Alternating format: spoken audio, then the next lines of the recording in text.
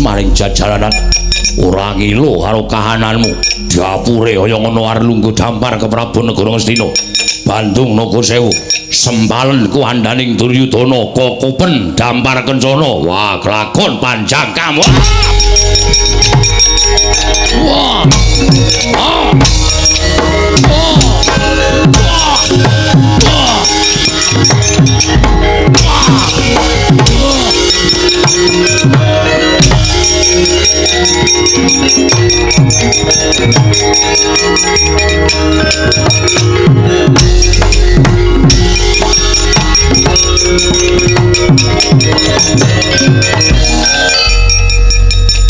Sambato Duryudana wong kang angkara murka budimu candala kowe ratu ingkang demen ngendhak marang para kawula wekasan uriping kawula Ngastina padha kasangsaya padha ora ngrasake kepenak uripun ing negara Ngastina naga pratala naga bantala bandanen ratu Ngastina tunggale tak oyake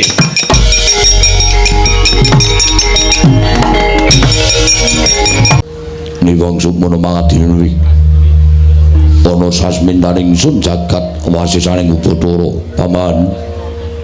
paman Wasa Jenar ayo ndadekake gugup pekrira si paman marira biji wonten ngajengan manira paman Patih Harya Sengguni kawula nun nggih anak Prabu sakalangkung gurawalan panampinipun ingkang bapa ing kematian sareng kula tampi timbalanipun Maduka anak Prabu Ngastina wonten ing Jawi sanget kuwatos sing manah Pindoron Salomba pinanjering alun-alun kumitira caruk maras nanging sanes wonten ngarsa Paduka tebih saking raos kemarasan wonten sabda pangandika Paduka anak Prabu Ngastina nggih ingkang bapa cumadung dawuh timbalanipun Paduka anak Prabu semban kula Ngastina paman Wasa Jenar nggih kadiparan hanggri si paman ingsun percaya minangka dadi badal wakil ingsun Mranata tata rakiting negari Ngastina kula tiage matur marang manira samendang aja ngantur ing karempit paman Wasa Jenar menawi Paduka ndang bab tata rakiting praja sadaya mboten badhe anguci wani para kawula sami sayek saka kapti akar luhuring nusa bangsa tuwi negari Ngastina medhaipun para abdi prajurit mboten kendhat anggenipun sami gegladhen ulah kridhaning aprang sawanci-wanci praja Paduka katemping marang muka mboten badhe anggepok kunca Paduka anak Prabu ingkang bapa ing kematian remuk kasawurna putung sumangga kabandhem nonggil kawula nun ndadosaken suka parwata suta raos sing manah mboten langkung makaring ing utama tindakna selawase lan kaprayogakna angresi paman ngadhep marsaning manira paman Wasa Jenar kula nun inggih sampun mboten kirang prayogi anak Prabu namung denan saksamunipun kepareng kula ngaturaken sembah sumengkeming pangabektinipun ingkang abdi kunjuk sandhap padha Paduka anak Prabu Ngastina nggih kula tampi dawa sami-sami paman Wasa Jenar Bapa Wrembanduna sarawujeng andika Bapa ing 15 katuran karaharjan tedhak Paduka wonten negari Ngastina Bapa Wrembanduna astaka swala sila bertapa swalu kimbal sumorante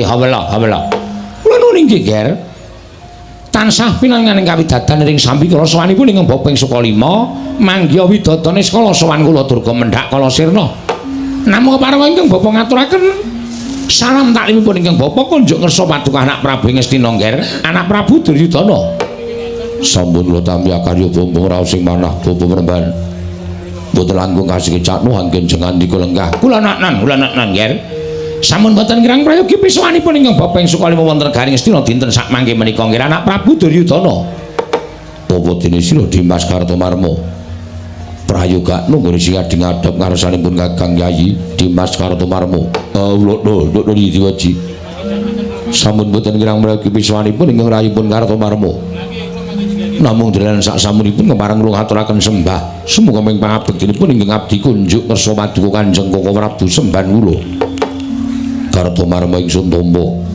akarya bombong penggali ingsun ora liwat tatanan ming sagung kang padha gantung sibo jeneng ingsun diambaparake wigatining pasiwakan aja nganti ana ing padha saur manuk Dimas Kartomarma menawi sampun Paduka dawuhaken badhe kula candhi nggo jimat Koko Prabu semban kula Dimas Kartomarmohya.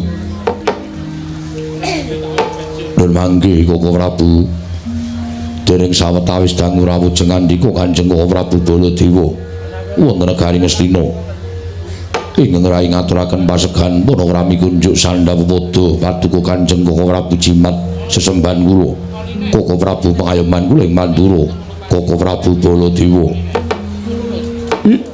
Jagat wasisaning Bathara Wayaptura jagat Pathik Indra Jaladewaku.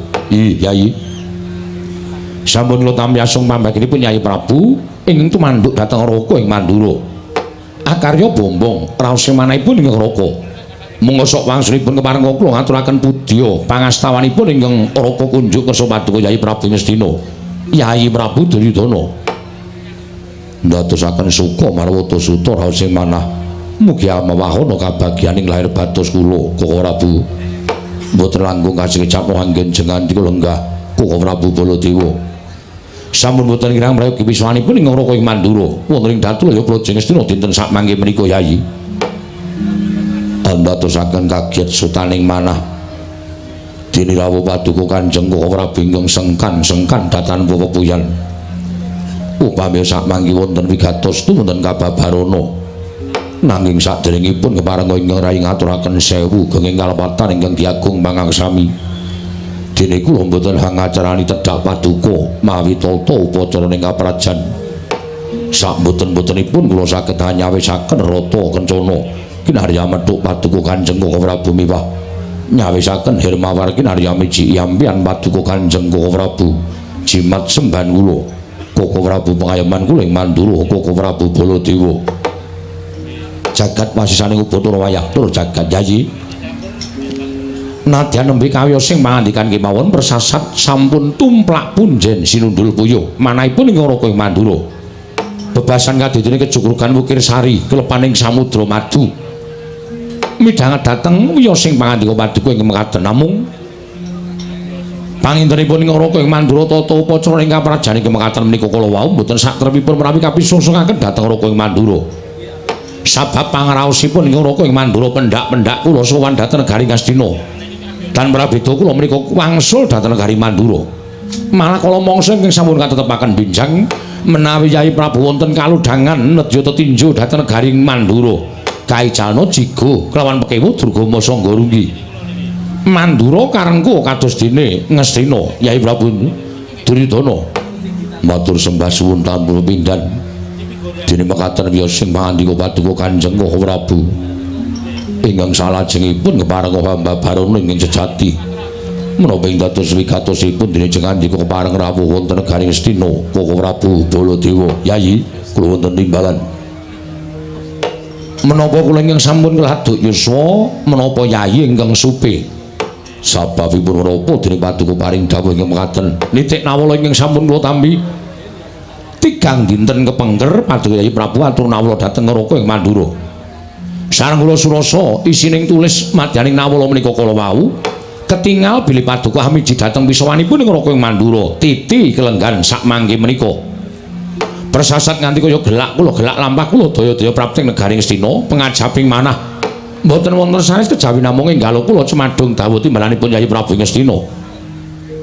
Menika menawi mboten lepat nanging wadene sawanipun ingkang Raka menika sinengguh mboten sengkan-sengkan ingkang Raka ngaturaken sepinten genging kalepatanipun ingkang Raka kunjuk kersa paduka Yai Prabu Ngastina. Koko Prabu sewu-sewu kalepatanipun ingkang rayi tadah wadana ngantos kula kalibyan bilih kelenggahan menika kula hambuyungi dhateng rawuh paduka Kanjeng Koko Prabu. Alah dalah syukur Yai syukur menawi tetela mekaten tumunten keparenga kula nedya nganglungaken jangga nilingaken karna mastuti sabda utama paduka Yai Prabu wonten menapa dene jengandika nglempakaken sanggaring para sepuh jengandika nglempakaken sanggaring para nayaka punggawa ingkang semanten kathahipun mbok menawi badhe wonten pangandikan paduka Yai Prabu tumunten kababarana kula nedya nganglungaken jangga nilingaken karna mastuti sabda utama paduka Yai Prabu Ngastina Yai Prabu Duryudana. Koko Prabu mboten kinten babar pisan bilih badhe mekaten lampaning kedah kula sandhang. Anggenipun kula lempakaken sangganing para sepuh kula nglembaken para nayaka punggawa sedaya para pinisepuh sampun kepareng lenggah madyaning Datulaya liyatipun ingkang putra mboten badhe ngrembak babagan perkawis negari Ngastina tuwin kula mboten badhe ngrembak babagan kulawarga salebeting kedaton miwah sak jawining kedaton saha kula mboten badhe ngrembak babagan kawula negari Ngastina menika babar pisan mboten nawanggen kula ngrembaken para sepuh menika estunipun namung badhe kula aturi anak seni anggen kula badhe anyuntak dhateng gegembolaning raos kula yayi wonten menapa semunipun rengu pasuryan paduka sajaipun kathah perkawis ingkang ginebeng wonten salebeting penggalih yayi supados angentreng-entrengi dhateng penggalih paduka Yayi Prabu sampun ngantos kawratan ngasta bawat peperintah negari Ngastina tumunten kababarna wonten menapa dene paduka nglempaken sanggeling para sepuh Koko Prabu mboten kinten babar pisan ing atasipun kula menika Nalindra Gung Binathara kula menika wenang nepak mbun-bunani wong sak negari Ngastina kula menika dipun sebat Nalindra ingkang kuncara hanjayeng bawana jagat persasa tanpa timbang kula Nalindra ingkang sugih bondo bandu sugih bondo tegese brana pijes sugih bandu kula menika Nalindra ingkang ababala raja nanging jebul derajat pangkat panguwaos ingkang agengipun tanpa timbang menika kula wau mboten sak timbang sak bobot kaliyan batos kula liripun kados pundi paduka paring dawuh mekaten kula menika kulina ngadepi dhateng para kawula ingkang mayuta-yuta cacahipun kula menika kulina ngadepi para sepuh ingkang sakalakung pinter tinimbang Duryudana nanging manah kula mboten kados ingkang kula raosaken ing atasipun kula menika Nalindra jebul lepeh temen gedhoane ing atase kula menika ratu jebul ati kula gampang diobat-abitaken dhateng lelampahan pasumpenan ingkang sampun kelampah tuwin kula lampahi mbok menawi dinten anggara kasih ingkang sampun kepengker wonten madyaning pasumpenan ingkang kababar kawursita mboten badhe kanyono-nyono nalika semanten wanci ketiga ngerak angagak-agak sampun malih tumetesing Jawa nadyan embun kemawon kados sinumpet dening panguwasaning dewa nanging dumadakan tanpa dadah tanpa pernah dumados Jawa tresna sindung riwut satemah karya banjir kawontenan negari Ngastina banjiring negari Ngastina menika kala wau ngantos saged kendhang ngundangaken dampar ke Prabu Ngastina Prabu kula kepelajar pados papan pandhalikan sareng kula tamataken tuwin kula waspadaken kanthi permana jebul toya ingkang minggah wonten ing Datulaya ingkang wujud toya ingkang bena menika kala wau mboten mujudaken satunggiling toya limrah nanging dangu-dangu wujudipun rah abrit bergadak malirah angebaki Datulya negari Ngastina Prabu miris raos sing manah kula dumadakan dereng ngantos kedlarung-dlarung anggen kula nandhang pasumpenan menika kula wau gregah kula wungu saking nindra wiwit dinten menika kula mboten jenak kula mboten kepenak kula mboten gadhahi raos tentrem tansah dipitung dhateng wayangan impen ingkang kula lampahi menika kula wau Koko Prabu jagat Dewa Bathara jagat pangestu kula wiladal nyuwun pamunten Yayi semunipun radi kaget raos sing manahipun ing Raka ing Mandura sareng paduka paring dawuh ing mekaten menika kala wau. Nuwun sewu. Sanget boten nginten ing atasipun paduka Yayi Prabu menika Nalindra. Ingkang kula kinten sampun kandel kegiatan lair lan batosipun. Nanging jebul tasih gampang dipun gegabah dengan wujudipun pasumpenan. Monggo ujaring para sepuh, ujaring para kaki-kaki nyebataken bilih pasumpenan menika namung kembangipun tiyang Nindra. Tegesipun tiyang menika menawi boten nandhang pasumpenan wonten madyaning Nindra menika kala wau ateges sampun nglampahi mati suri utawi pejah sawetawis wekdal. Inggih. Nanging sabab menapa paduka sanget-sanget anggenipun metang dhateng impen ingkang paduka lampahi. Tumrap kula menika namung bebecer dhateng wekdal ingkang tanpa gina. Namung bebecer dhateng penggalih paduka ingkang boten wonten ututanipun. Lha sak mangke kula aturi anyupekaken dhateng kawontenan ingkang paduka lampahi. Langkung prayogi paduka ngasta bawat peperintah negari menika kanthi temajo mergi paduka menika Nalindra Yayi. Nalindra menika wong kang sinampiran pakaryan nyekel kendhu kencenging pernatan amis baji ning negara menika wonten pundhaking ratu. Lah yen ratu nuwun sewu namung kerot larut menggalihaken dhateng pasumpenan menika mangke ingkang ngraosaken boten namung panjenengan nanging kawula Nayaka sedaya nderek ngraosaken. Awit Nalindranipun sampun sisip anggenipun netepi dhateng kewajiban minangka Nalindra maranata sagung para kawula miwah para Nayaka. Lengking saking menika Yayi sampun ngantos dipun penggalih.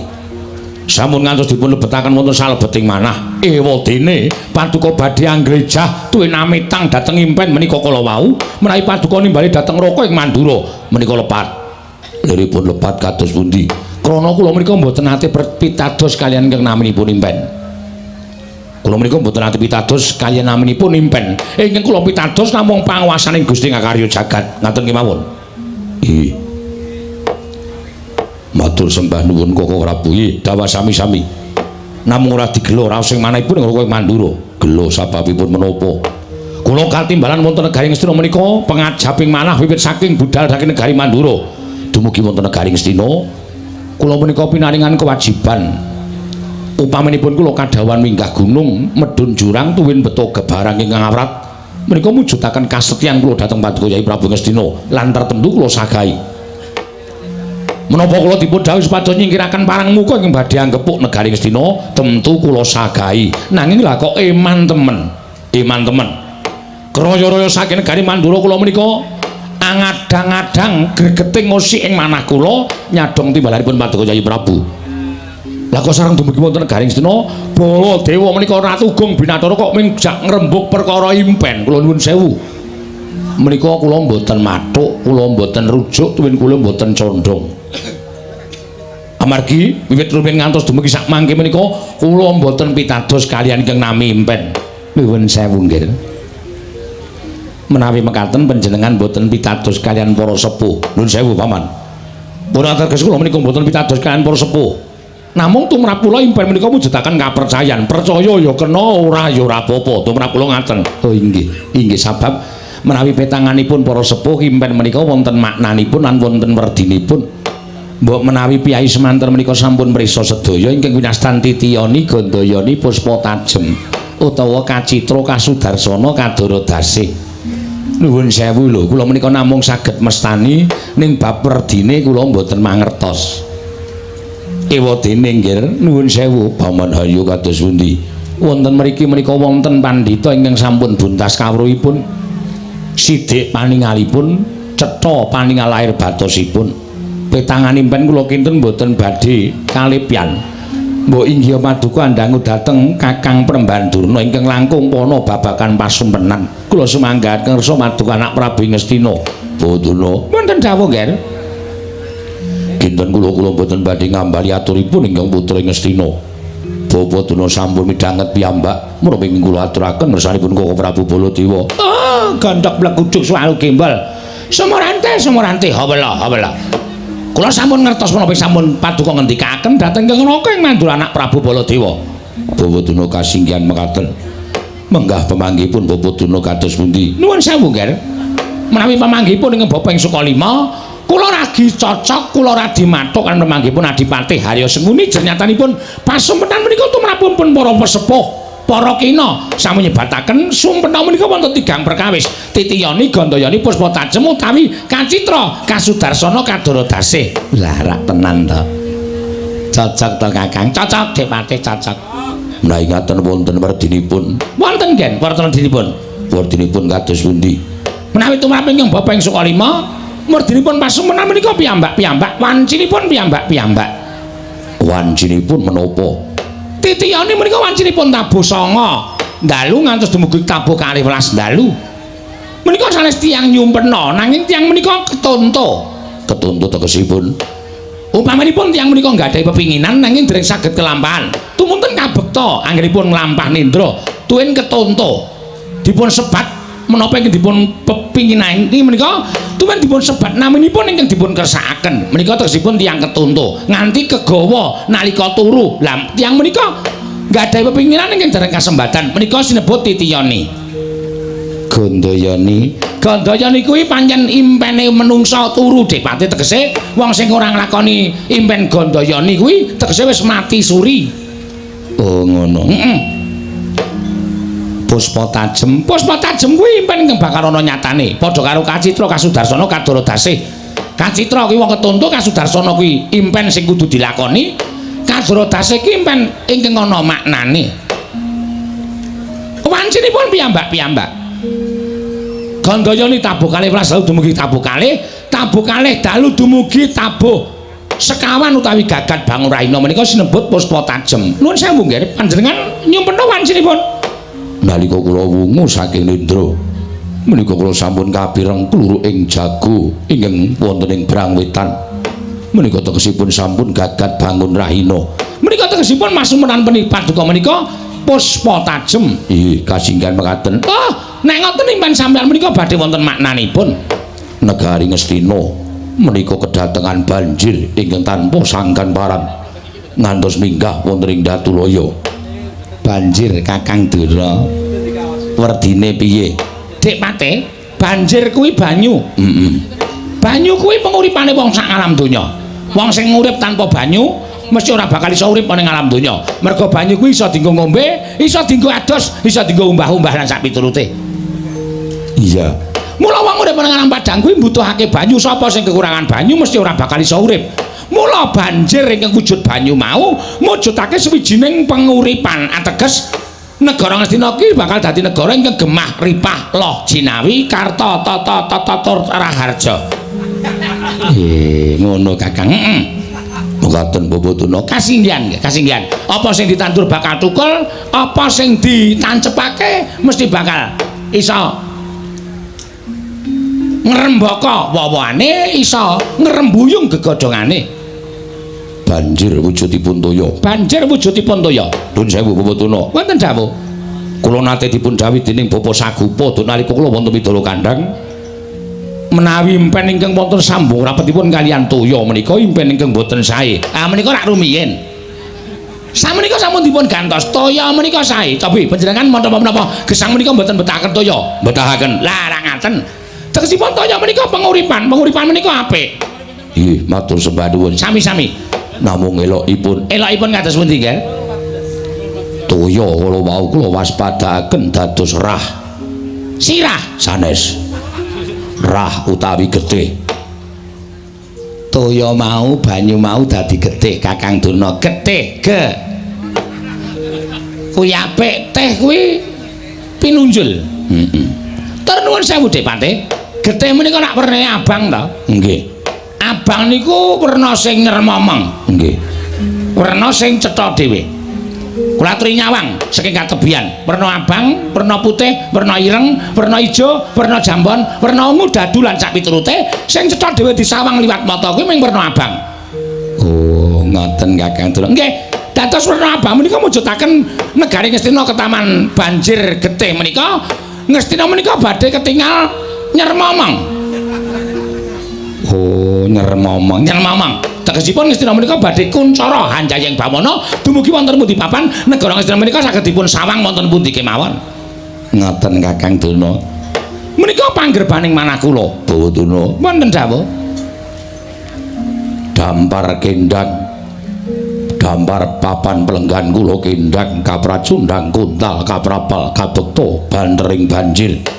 Dampar menika pelengganing ratu. Tegesipun paduka anak Prabu menika saged njajah wonten pundi papan. Jernyatanipun Nalendra menika duwe kewajiban inggih menika njajah negara, mbedah negara mboyong putri. Tegesipun dampar menika badhe keli dening bantring banjir ingkang wujud rah menika kala wau. Tegesipun paduka menika badhe nglenggahi dampar wonten pundi-pundi papan.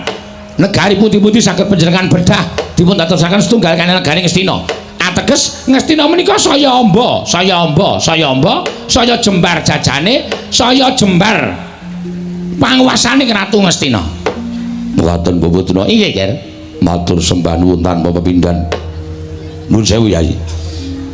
Miturut pangraosipun ing Raka ing Mandura, menawi dipun ngendikaken nyembah ping saka 5 menika kula nuwun sewu kok ora dibenten kalian manggih kula pamanggihipun Kora Bu Mandura kados pundi pasumenaning panjenengan lampahi menika nuwun sewu lerekipun boten sae mergi banjir menika nuwun sewu menika ugi boten sae menawi etanganipun piyai sepuh langkung-langkung banjiring toya menika kala wau wujud rah menika ategesipun menawi negaring Astina menika badhe wonten kathah pepati luwih kathah kurban ingkang tumantuk wonten negaring Astina Bawaduna kados pundi pamanggihipun tiyang menika benten-benten menawi anak Prabu Baladewa manggih bilih abrit menika mujudaken satunggiling pepati utawi kurban kula semanggaken nanging tumrap kula abang menika sae nggih nuwun sewu Bawaduna menika mboten mujudaken abang ning rah utawi getih menika wernanipun menapa abang lah iki sampun jeneng getih kok ora ana getih kok biru cumi-cumi apa iya ning pangraos kula kok mboten ngaten panjenengan gadahi pemanggih piyambak kula gadahi pemanggih piyambak namung kantun mangke dipun titeni kemawon pemanggihipun Durna kaliyan pemanggihipun anak Prabu Baladewa menika leres ingkang pundi menapa negaring Astina menika mangke badhe kedatengan parang muka ingkang samangke badhe ambedah negaring Astina tuwin damel kurban wonten negaring Astina menapa Astina menika mangke badhe anjayeng bawana badhe kondhang kaloka amargi pambatang kula erah menika wujudaken werni abang ingkang badhe nyermomong negaring Astina kondhang dumugi umuti papan nggih dipun niteni kemawon mangga dipun sekseni dening Adipati Harya Senguni nggih Kakang Durna nek konten kula nderek mingkantun nekseni bener anak Prabu Mandura napa bener Kakang Durna mesti bener kula niku ora tau meleset aja kok patang angka-angkae ra meleset kula nuwun sewu kok mesti kaya ngono lho sampeyan iku mbok ya dilereni ora iso pokoke tak tekati pokoke ben kendara aku entek ya ben ora ngawur ta ora senengane wonge ora ana kok wani iki di streaming lho Kakang Durna sing penting iso tuku neh ayo wong iki sing penting leleng nggih titeni mawon ya titeni mawon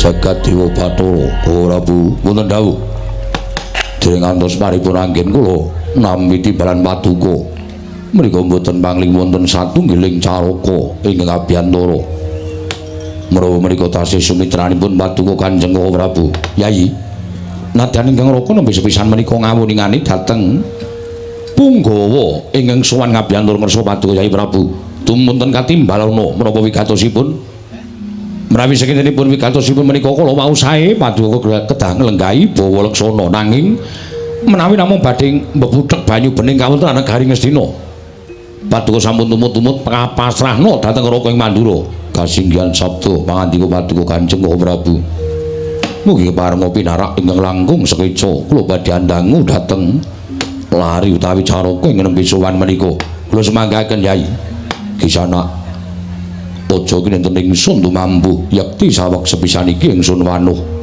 sira kuwi sapa lan wigatine apa dene sowan ana negara Ngastina mongko tanpa tinimbalan nunamit pasang Kalimantapi pina-pina ing lodone dumawahing tawang tuwang sinuwun awon tanpa warni menawi Paduka miji dhateng ing abdi kula menika nayaka kula menika nayakaning Nalindra yen pancen kowe nayakaning Nalindra sapa lan ngendi negarane saha kowe kuwi sapa kula menika abdinipun Sang Prabu Bandung Nagasewu mapan wonten ing negari Bantarangin wonten ingkang sudi mestani dhateng kula menika Senopati Naga Bandala non kasinggihan mekaten wigatine apa Senopati Naga Bandala kula nuwun sewu menapa kula menika sampun suman ngersanipun Sinuwun Prabu Duryudana ora ana loro jagat iki ingkang modha kaliyan panjenengan ingsun ya ingsun iki Nalindra Ngastina Prabu Duryudana menawi ngaten mboten klentu anggen kula kekalangan Malaya ngideri jagat persasat sampun tepung gelang jagat menika kula upaya wonten pundi dunungipun negari Ngastina sakmangke sampun pinanggih kaliyan Paduka Prabu Duryudana namung saderengipun kepareng kula ngaturaken sembah sumengkeming pangabektinipun ingkang abdi kunjuk ngersa Paduka Gusti kula ingkang sinuwun Naga Bantala tak tampa ora liwat pangestune ingsun tampanana kula pundi nggo jimat paripin dayana ing kasantosan ingkang salajengipun sinuwun wale-wale menapa Sowan kula diutus dening Ratu Gusti kula Prabu Bandung Nagasewu ingkang wigatosipun ngaturaken awala kunjuk ngersa Paduka Gusti kula sanata ing Ngastina. Wontene suraosipun awala kula piyambak boten mangertos mrawi wonten suwek ing dluwang. Sakmangke jangga kula ingkang kinarya lintu. Jernyatanipun kula boten wantun ngawuningani isining nawala ingkang kula kunjukaken ngersa Paduka Kanjeng Sinuhun Prabu Ngastina. Bandung Nagasewu. Ratu Gusti mutusan kelawan sira Naga Bandara atur nawala lan panjenengan ingsun nggih mekaten kasinggihan diweji mulo kaki aturna Naga Bandara kaki atrisang kapirango rinangkul kinempit kampit dosang reknaning bawana ing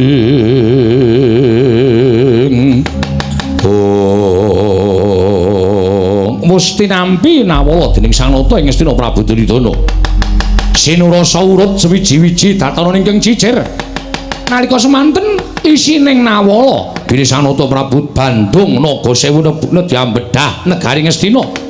Bondo Ratu Mboyong Putri saknalika abrit mergatak pasuryaning nata Ngastina Prabu Duryudana. Nawala den buang getem-getem kaya arsan jangka wong kang tanpa dosa. Gaduh Bathara.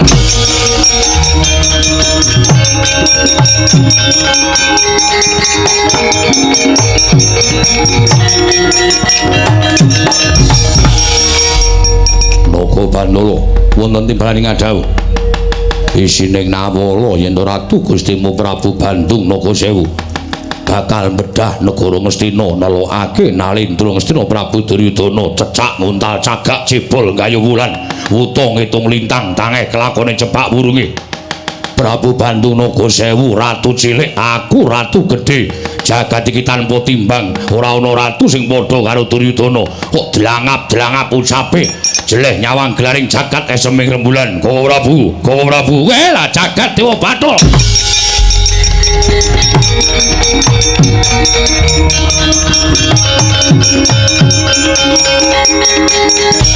Wah manungsa maning jajalan rajukertaning bawana iblis lanat Naga Bandara wonten dawuh sinuwun Paduka sinten yen kowe durung tak tepung karo tepung ki Nata Mandura Prabu Baladewa waning Pitawasi Jaladara Namakarasana iki kadange werda nalindra Ngastina Prabu Baladewa nyerweteh Ratu Gustimu bakal mbedah negara Ngastina sumuk nyawane kowe baliya matur karo Ratu Gustimu diajangi jembar karo Nata Mandura Prabu Baladewa Barat.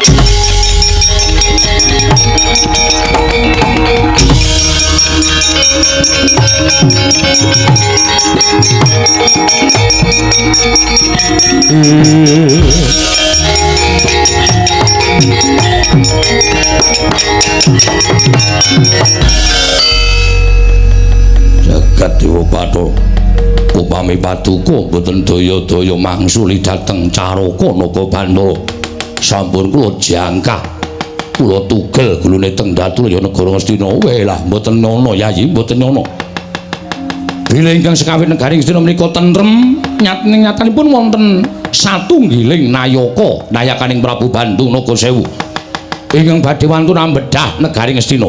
Yayi kula aturi lenggah ingkang sekeca kula piyambak ingkang sakmangke badhe nyingkiraken nalindra saking bantaranging Prabu Bandung Nagasewu. Aduh ora ana apa-apa kok ngerti-ngerti enten sing ajeng gepuk negara Ngastina. Lah dalah. Kakang Durna pripun? Inggih Dek Pati kula dhewe ya gumun. Kula njaluk tanggung jawab sampeyan. Mangke riyen to, tanggung jawab napa? Sampeyan batang impen wau jare Ngastina bakal gemah ripah loh jinawi. Niki kok malah ketekan parang muka. Loh, wong niku wonten tetembungan lara dhisik kepenak sak teruse. Oh ngoten nggih. Dadi niki mbok menapa sinten mau jenenge Naga Bantala. Naga Bantala menika dados pacoban tumrap negari Ngastina. Nek Ngastina iso nyenake Prabu Bandung Nagasewu lan Naga Pratara sawe wadyabalane, kula kita negara Ngastina menika badhe gemah ripah loh jinawi pun mboten sakekan omong sing tanpa guna. Inggih nggih. Sampeyan iku pendhita ora ana nyatane kok omongane bantre ra jamak-jamak. Saniki mang bukteke. Bener pundi batangane Baladewa karo Durna? Anu, bener sampeyan kok, Ngger. Pun sampean kendel. Nggih. Dikon batang impen ra iso omongane kaya bedet sing menempuh pategalan. Nggih kadang kala menungso niku sok salah sok bener kok, Ngger. Niki pas luput. Ketoke nek sampean kok luput terus. Mulane kok sapa-sapa anggere takon ora ana nyatane, sapa-sapa anggere takon ora ana nyatane.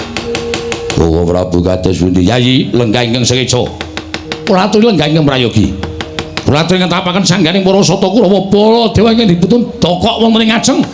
Kula ingkang sagami minangka dados senopati Manglurah Prabu Bandung Nagasewu. Parang Paduka, lenggah prayogi kula nyuwun pamit, Yayi.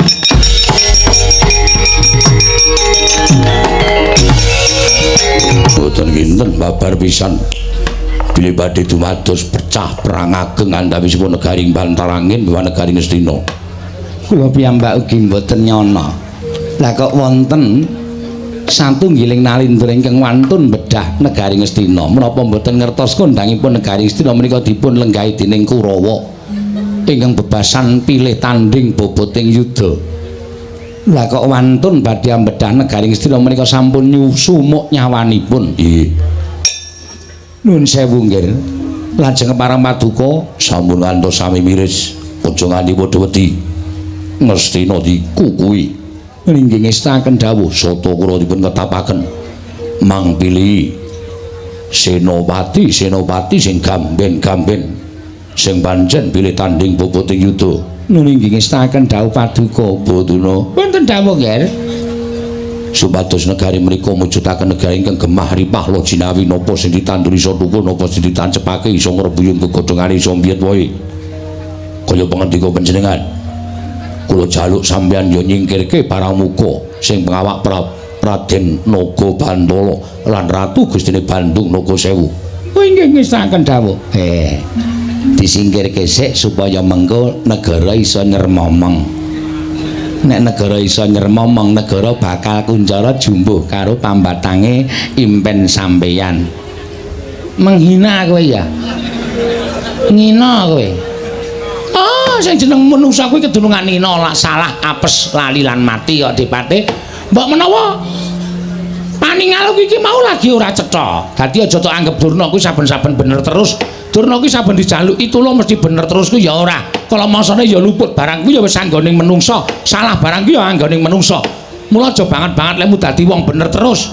Sak bener-benere wong mesti ana salahe, sak salah-salahe. Wong sak kleru-klerune wong mesti ana benere. Kuwi hitungane sing gawe urip, dudu hitungane menungsa. Ngono ya Kakang. Dadi aja banget-banget lingina karo aku. Aku luput ya ora apa-apa. Luput ya ora apa-apa ya tak akoni nek pancen pambatangku mau ora pati bener. Lah iya, mung sampean kok le yakin banget ngoten lho. Ing atase pambatange ora bener kok le yakin iso bener pambatang sampean iku kula niku gumun karo sampean. Loh, napa sing kula waspadake niku ya nyatane kaya ngoten kok. Nggih pun sampean ngakoni salah, luput, kleru. Nggih. Nek sampean ngakoni salah, luput, kleru, sakniki kudu melu nyambut gawe nyingkirke Prabu Bandung Nagasewu. Nggih, kula singkirke, ampun semelang. Naming Prabu Bandung Nagasewu sepinten kekuatane nek pancen ora ana sing ngasorake mengko Begawan Durna sing maju ning pabaratan. Oh inggih, kula sekseni omongan sampean. Mang sekseni Dipate. Paman Haryo, wonten timbalan. Bubarno kang bodho sepuh jenenge Sunasa Kundur Ngedatun. Non Paramatal Pasilan. Yen tambeng pangestu sing ati-ati aja kaya bocah cilik. Paman Haryo Sengguni nun inggih ngestaken dawuh. Naga Bantala. Iki wonten dawuh sinuwun. Ndak enteni ana njabaning rangkah negara ing Ngastina. Persasat kaya ngenteni Silming Palwa gabusku mambanging Sila Kresna. Piye nggonmu ndak utus supaya kowe matur ngersaning Sunan Prabu Duryudana ngaturake nawala ing ndak aturake marang Ratu Ngastina. Mugi andadosna ing kawuningan. Nawala sampun kula njahat kersanipun Sunan Prabu Duryudana. Lan nawala sampun dipun waos. Satemah damel dukanipun Nalindra Ngastina. Tumunten kadangipun mredha Nalindra Ngastina inggih menika Nalindra Mandura ugi cawe-cawe perkawis menika. Aja kok mung titah swantah ingkang bakal mbetengi marang Ratu Ngastina. Nadyan Dewa Mudun wae ora bakal kendho nggone Prabu Bandung Nagasewu bakal bedah negara Ngastina. Lajeng parang paduka Gusti kula ingkang sinuwun. Mara ketapake para wadyabala yen pancen wong Astina ngukuhi negara ora kersa ngaturake negara marang Prabu Bandung Nagasewu. Tanggap jaja kanteran bau mesti bakal tak lakoni menawi tulung mekaten sinuwun monggo kula dherekaken Naga Pratala wonten timbalan.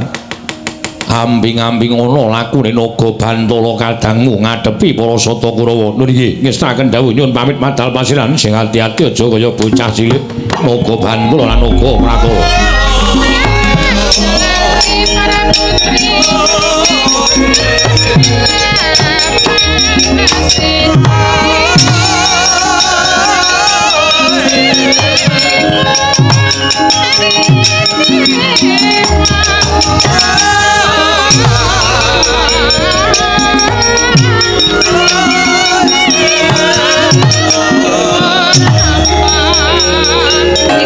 Pandhita kang kinara wangsit pindha kombang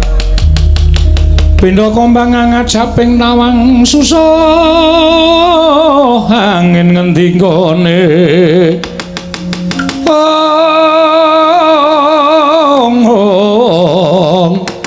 miang kali ingkang beksimi beruluke ngungkuli langit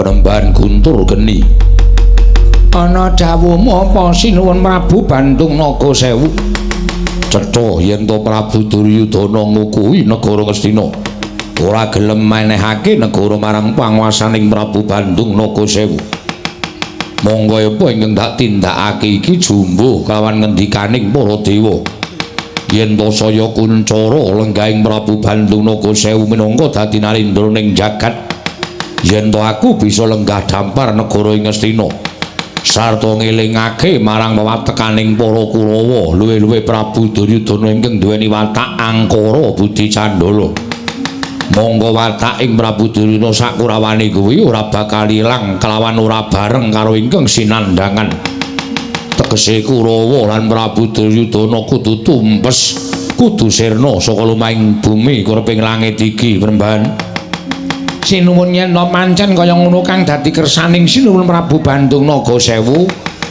aku Begawan Guntur Geni mung sendika ndederek yen ana kale men ditandangi karo Naga Pratala lan Naga Bantala ewadene eneng akale tak pasrahke marang Penembahan Guntur Geni ayo bebarengan karo aku sinuwun nyaketi negara Ngastina ayo tak derekake Penembahan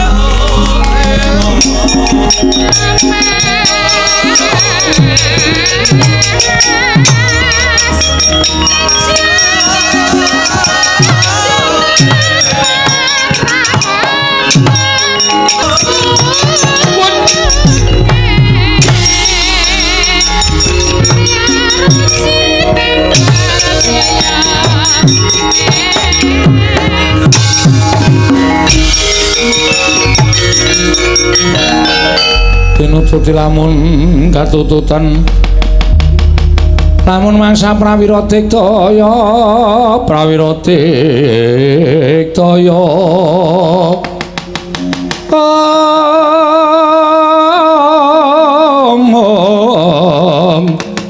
Ranggana magawiya gelar ira wang-wang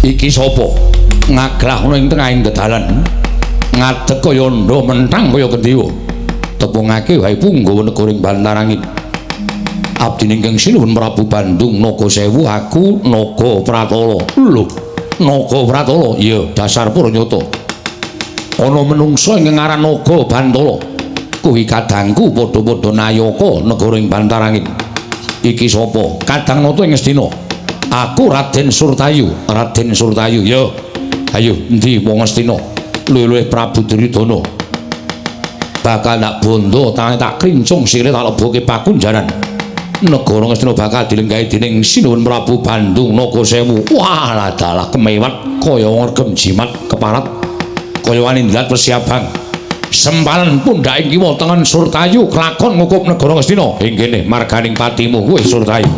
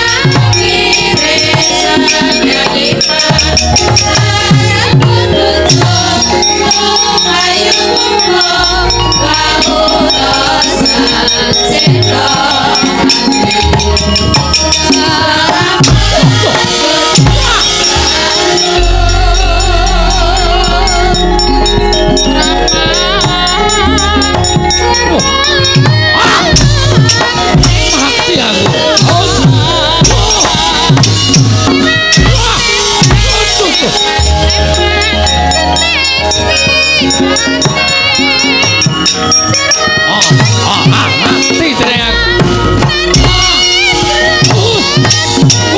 mati aku.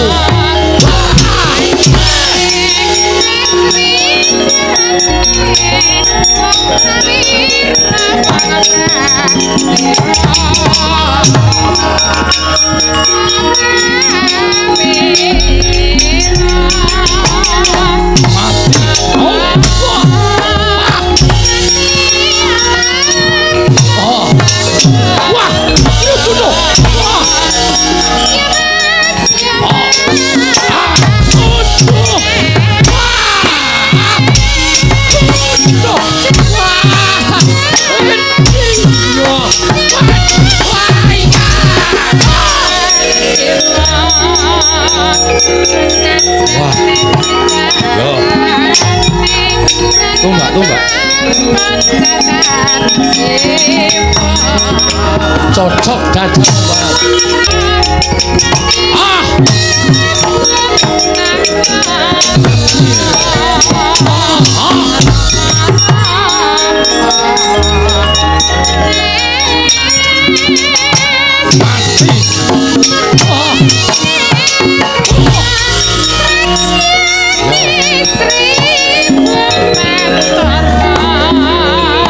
wah, tumbakmu saka plastik.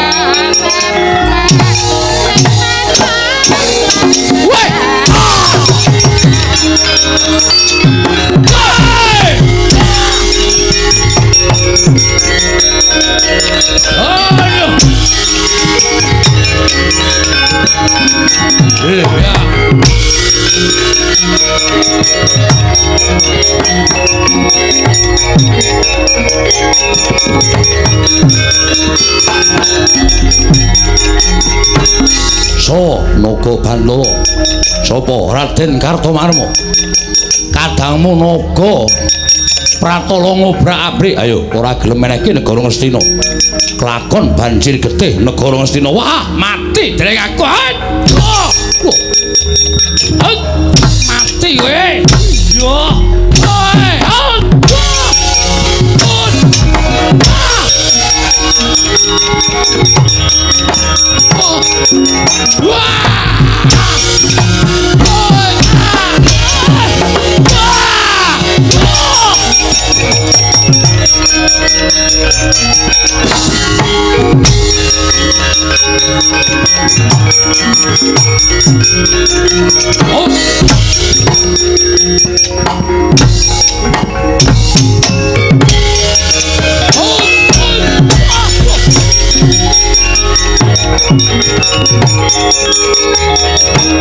wah Kulawa bocah bacet diamuk wong lolo kepalan coba Naga Bandala wis apa Raden Haryadulma Gati Kadang Nata Pengilan Pati negara Ngastina ayo Ratu Gustimu tekan kene ora nyembah dramaane Naga Bandala kalakonono ratu tak tugel silahe cangkeme sing apik lawaton ngucap Ratu Gustiku arep tugel cilamu tugelen cikek cilahe Dulma Gati ayo kaya aku sing tekaning pati semplok cacamu ae model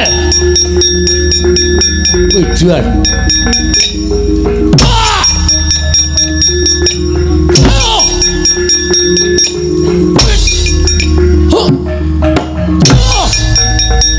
ayo matno sastra jendramu watos tenan iki Wedan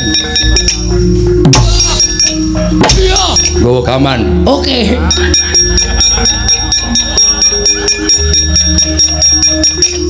udus kowe iki Pangeran Pati kok gamane sepele iki tau tate tak nggo nyolong goli ping 4 lakonangan model dan gak apa-apa Gladi Pramuka tibano model we ora apa-apa ayo mohon perhatian kowe iki kampak kok dienggo halo-halo Batu mau tinggi batu roe.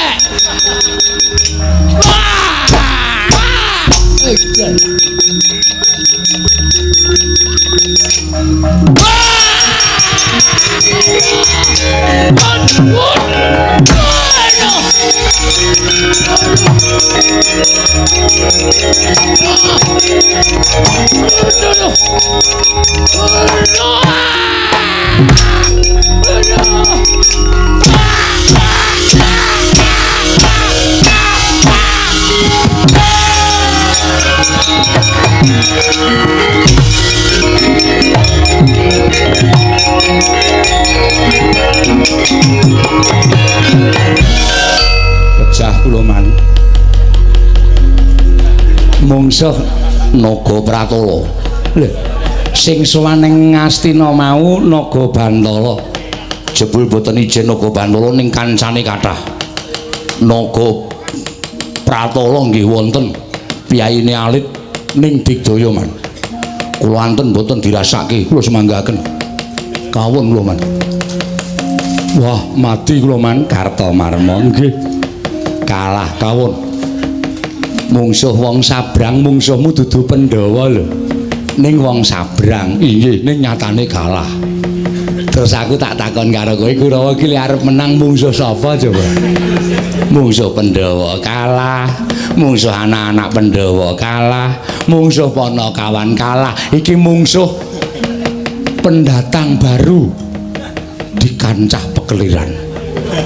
Jenenge Naga Bantala kok kalah, nyatane kalah ya kalah. Sampeyan ajeng ngicipi tangane Naga Bantala mang maju ora cerewet bae. Wong kalah kok dipaidu sengit kula marai lara teng ati. Satama nggih, Man. Anak pendhita kondang kok kalah karo wong mancanegara, nyatane kalah. Nek cara aku isin, kula kok biasa. Kalah ya kalah kok dadak. Isin barang niku sing isin nggih napa kula tak takon. Macem-macem. Durma Gati wis maju pun, Man. Mungsuhe Naga Bantala. Oh. Kula tonya jajane diek. Niku kedhepne mboten. Kula tonya pindhane bles udan. Mboten. Kenging jajane blek ngoten niku obah wae ora, nganti kula ancang-ancang ya gak apa-apa. Kula nggawa gaman, Man. Weh, sangu gaman cangu. Apa? Pengot. Kula tutuke gak apa-apa. Glati pramuka. Kowe kadang nata kok nganggo glati pramuka. Nun sewu saben semua kliwon kula kutuki lho, Man. Ning gak temomo. Ngagem bendho gak temomo kula diantel rai kula bles. Oh. Candak sila kula templeke nggon dengkul nganten iki diantemi blung. Kula wis cambat-cambat, Man. Kula sumanggaken. Kali dhewe tangane gedene lah jamak-jamak, Man. Tangane nggih. Tangane Naga Bantala duduk. Klambine abang. Sapa sing kira-kira wani nganu apa jenenge wangi Naga Bantala omong kok. Engko aku sing wangi karo kowe. Yakin? Tenan. Sampeyan wani? Wani. Sampeyan nek wani ora dilakokke dadi wayang bosok teng kothak. Sapa to? Niki wonge. Oh, ya wis. Begini lah wani kok sampeyan niku aneh-aneh lah. Pun mboten, Man. Ya, kalah. Kawon.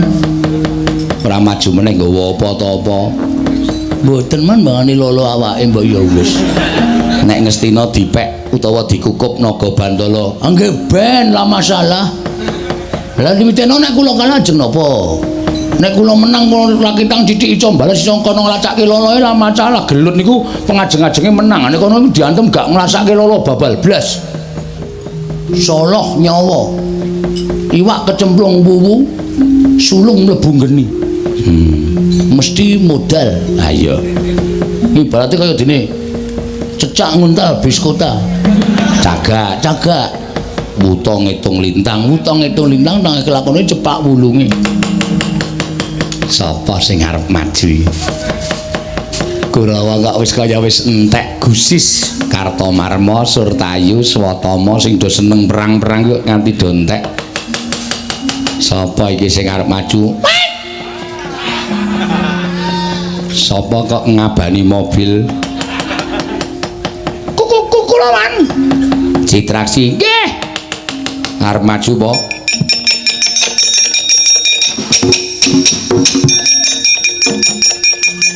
wah ujan kowe iki ngapa gak dadi awakmu tok pernis barang ki men ngapa men kilap man oh iya soalnya arep maju perang oh iya mungsuhe sapa mungsuhe Naga Bantala Naga Bantala ora pancen terkenal kuku kula sing ajeng nyang-nyangan apa nyangking sirahe Naga Bantala wani apa kowe sing tak wedeni apane Amo Suramrata Jayamata imbang yen padha-padha Naga Bantala kowe ora gelem mundur saka negara Ngastina kelakon candhak siramu tuk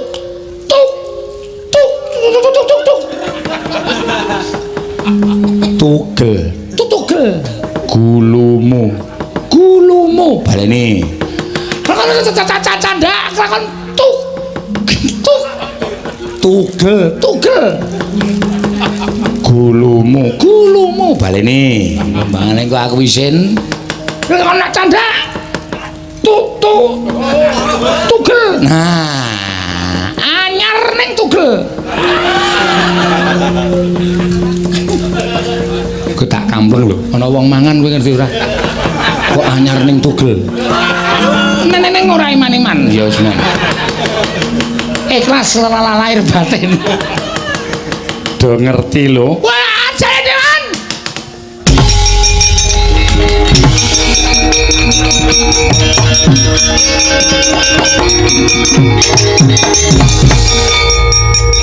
iki sapa iki takon karo aku abdining Prabu Bandung Naga Sewu aku Naga Pratala Naga Pratala aku goleki sing jeneng Naga Bantala kuwi kadangku kuwi padha-padha abdi negara ing Bantarangin aku ora sudi mungsuh kowe rara imbang kowe meng kaya ngono aku kaya ngene padha karo cecakmu cecak mungsuh boyo aku cecake kowe boyone lho lah kowe kalah no kualik aku boyone kowe cecake timun mungsuh duren aku timune aku durene sirmu ketemu sapa Naga Bantala Naga Bantala ning kono kowe rasa musuh aku musuh Naga Bantala Pak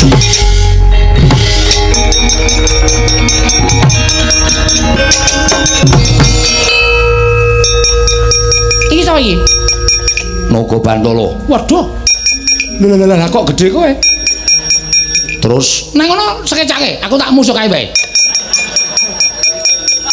golek mungsuh kok golek sing cilik bareng kene mungsuhe gede kok lho kok rene kualik kowe kene oh iya ayo kowe aku sing tekaning pati iki Raden Harya Citraksi kadang nata Prabu Duryudana Naga Pratala ono barang ora mundur saka negara Ngastina kok tak cangking siramu wis mantep kowe ngono wis kira-kira menang lu ngerti nek kowe muni ngono kuwi nek pancen kowe iso ngalahke Naga Pratala sakarepmu nek kowe ora iso ngalahke Naga Pratala isin dirungokke piyai suwene sumbare wis petak aci-aci piye maksudnya piye aci-aci kuwi basa apa petak aci-aci iki basa apa mbok saiki iki nganggo basa sing iso dipahami karo masyarakat susumbare petak aci-aci cio apa cio gambar manuk apa kuwi ciu sumbarmu kaya ngedapi-dapi monggo piyai semene iki padha ngerti kabeh nek kowe mungsuh aku mesti do medhek menang aku nek nganti menang kowe iso ngajar aku penonton semene iki bubar kabeh bali kabeh masa terus mula tinimbangane kowe menang ning penontone bubar luwung kowe kalah penontone ajeg ngono ya nek aku menang mesti do ora percaya do mangkel karo aku tur mesti luwe-luwe do ngunekke dalange pekok lah iya Citraksi kok menang ki cara ngendi ha ta terus do lunga do mangkel atine luwe-luwe saya kasar meneh ora dundang mayang meneh tak cilaka ha iya kok aku karo kowe nang kotak Apa jenenge dadi wayang ora kanggo krikiti tikus? Betul, betul. Lah terus yen wis ngaku bener, nek ngono aku apike rasa perang, aku tak mundur ning tetep wayang ngrembaka. Heeh. Ya wis penake ya Naga Pratala. Yo, kowe saiki karo aku dadi sedulur. Yo. Salim. Yo. Sesuk malam Kemis lunga ora? Ora. Neng nggon aku bancaan. Aku elektonan. Oh iya. Apa nyanyine jos-jos. Tak apa? Tak goleke sing dhewe. Oh iya. Mangkat ya? Ya. Wis rasa perang ndak malah dadi musuh, kowe karo aku dadi sedulur sing apik-apik. Ya sakarepmu Raden Citraksi. Wis penake ning kene Naga Pratala.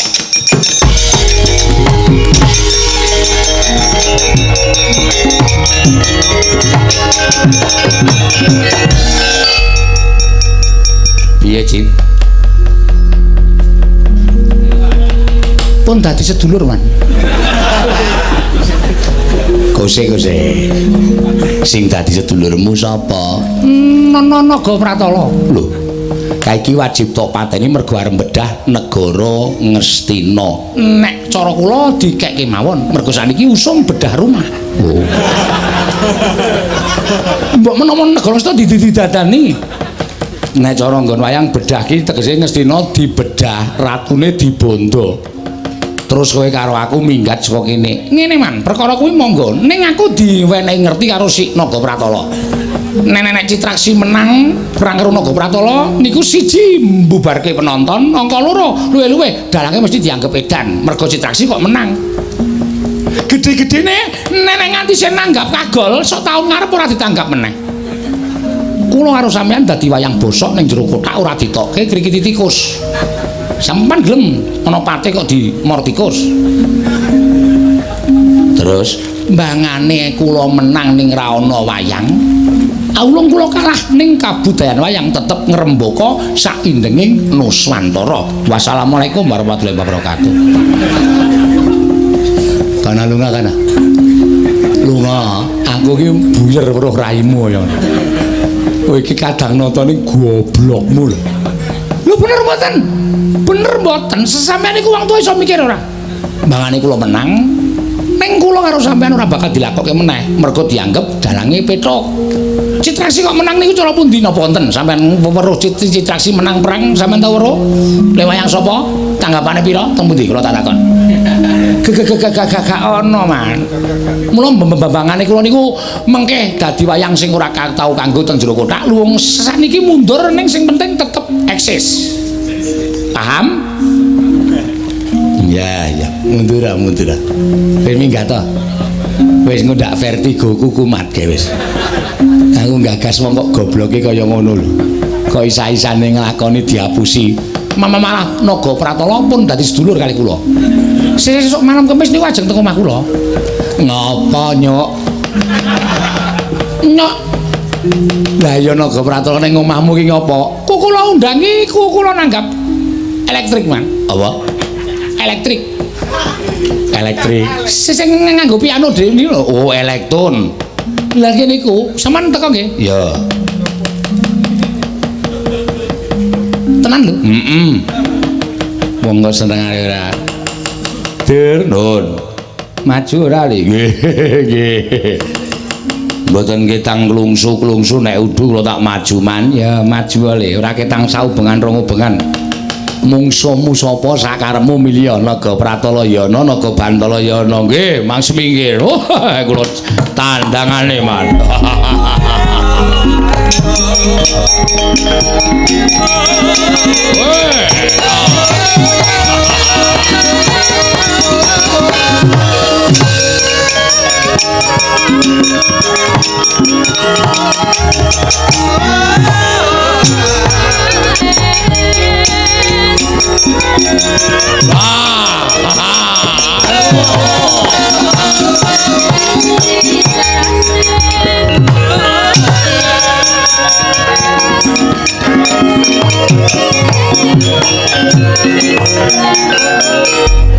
Kaget aku. Mau mungsule cilik-cilik kok saiki sing maju sing gedhe. Soy. Nalindra Bantarangin Prabu Bandung Nagasewu. Wah, bojone Rara Jonggrang. Bandung Nagasewu. Wah, Bandung Nagasewu. Wah, lah piyaine yo gagah pideksa gudhek wong Simbar Jojo. Ayo, urungna nggono bakal mikut negara ing Ngastina, medhah negara Ngastina. Ora bakal lega yen turun bondo kang aran Duryudana. Wah, langkana Dursasana. Wah, mudhar ning kene. Ah! Weh. Iya.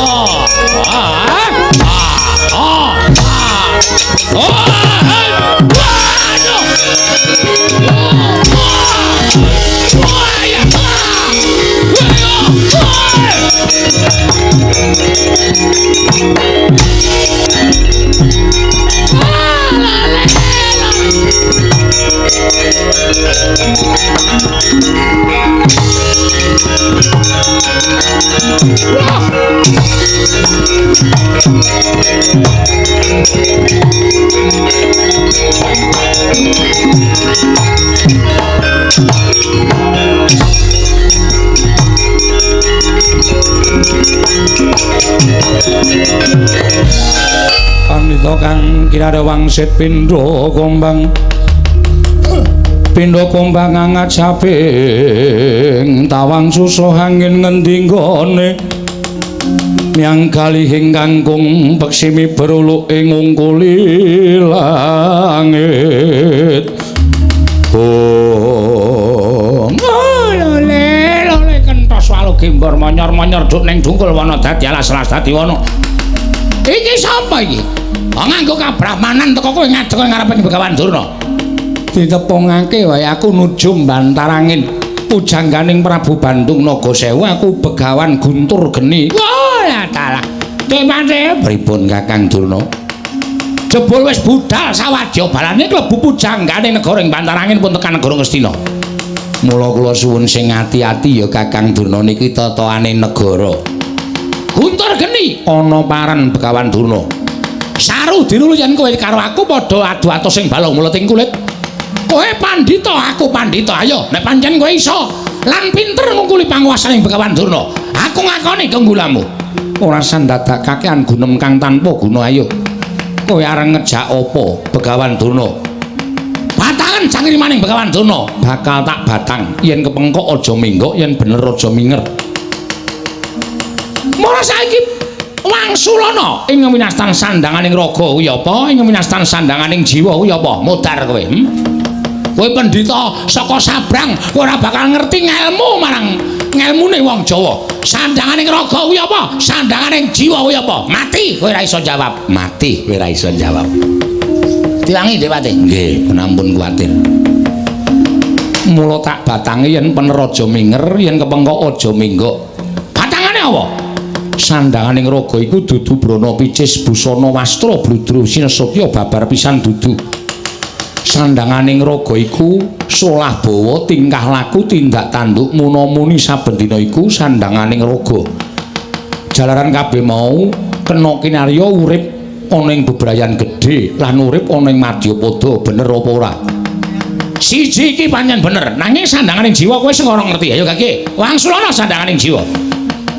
Sandanganing jiwa iku cipta rasa budi karsa lan karya.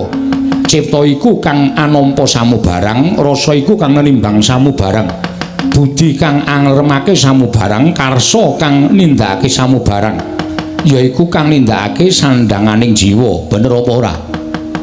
Pripun Kakang? Bener e Dewate.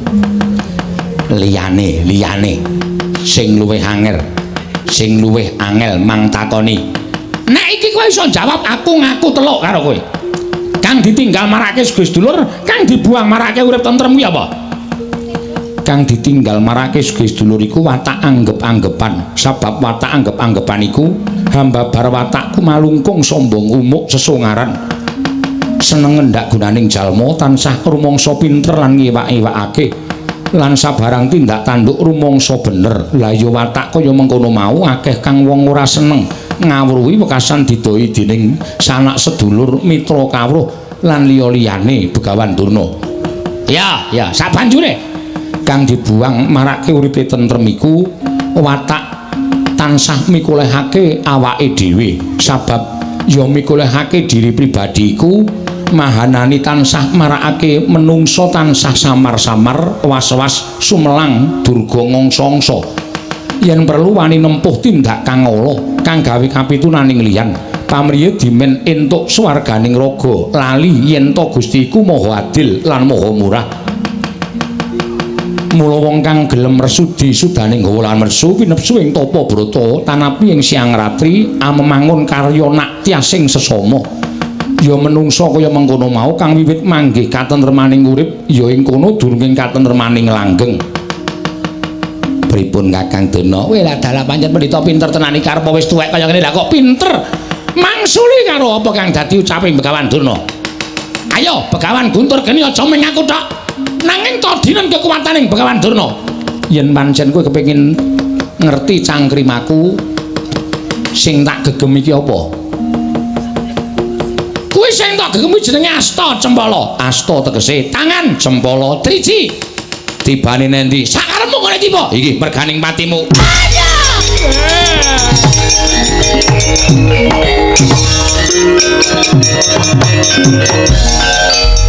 Ketoke kula niku wis percaya nek sampeyan niku pendhita monyor-monyor tenan.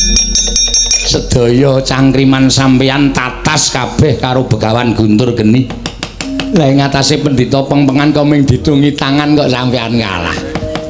Mboten ngerti nek Begawan Guntur Geni ajeng mentala kali kula. Niki napa Kakang Durna? Asta Cempala. Asta tangan Cempala triji tibane nendi? Sakarepmu. Ada yang sama niku ngapa Depate? Kula niku gumun. Sampeyan niku pendhita monyor-monyor kok ming ditungi tangan ngenten iki kok sampeyan kalah niki napa? Asta Cempala. Asta tangan Cempala triji tibane nendi? Sakarepmu. Manggre bareng pisan kasti tenana. Sampeyan niku pendhita pengpengan kok isane kok iso kalah kaya ngono ming ditungi tangan niki napa? Asta Cempala. Asta tangan Cempala triji tibane sakarepmu. Ayo, ayo. Tastes ora. Oh, ming arep ngantemi kok dadak alasan Asta Cempala. Iki apa, Depate? Cokor kire. Hus. Oh, ngarani ora. Wah, pripun Depate? Weh, pancen Bandung Nagasewu mboten iso digawe becik. Terus niki kula ngasampean kudu pripun? Matur anak Prabu Duryudana nggih ketiwasan nggih.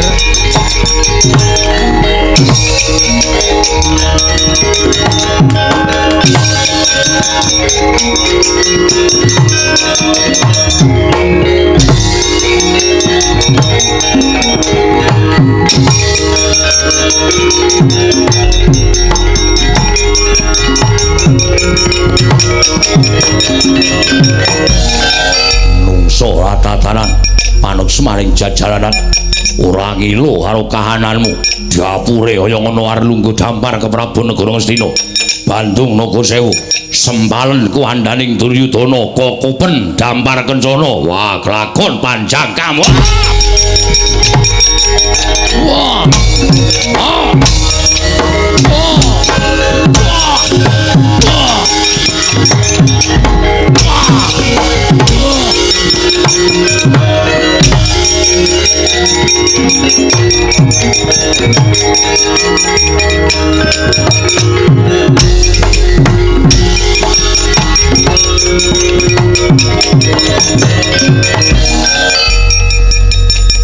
Sambato Duryudana wong kang angkara murka budimu candala kowe ratu ingkang demen ngendhak marang para kawula wekasan uriping kawula Ngastina padha kasangsaya padha ora ngrasake kepenak uripune negara Ngastina naga pratala naga bantala bandanen ratu Ngastina tunggale tak oyake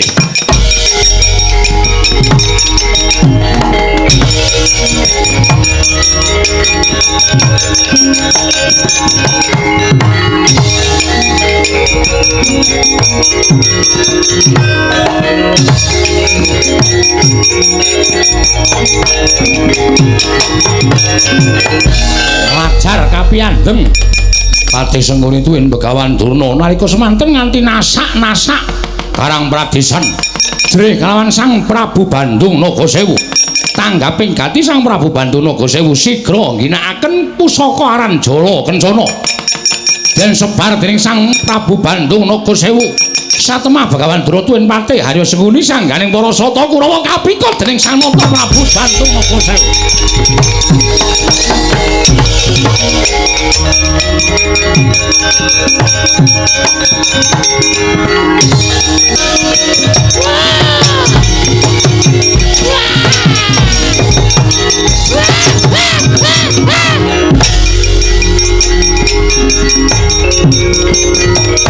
Wah, padahal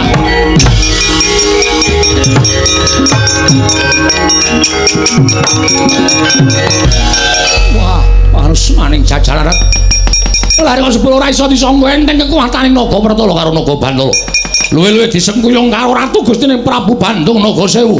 Yai Prabu Duryudana Bapa Begawan Durna Paman Harya Sengkuni lan kadang-kadang para sata Kurawa kepikut kabeh karo Prabu Bandung Sewu. Wah, Yai Aji Ngamarta kula nyuwun senjata pitulung tumbak kenceng Yai.